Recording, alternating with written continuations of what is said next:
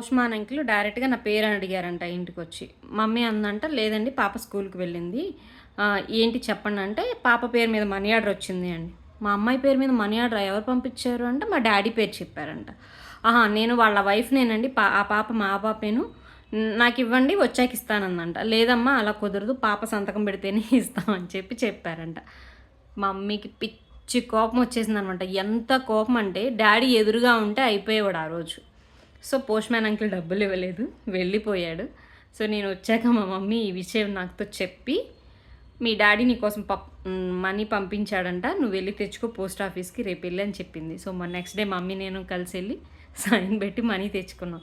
So, మా mummy ఆ డబ్బులు ఇమ్మన్నా గూడా నేనివ్వలేదు. ఎందుకంటే డ్యాడీ నాకు పంపించాడు. ఆ రైట్స్ నాకు మాత్రమే ఉన్నాయి.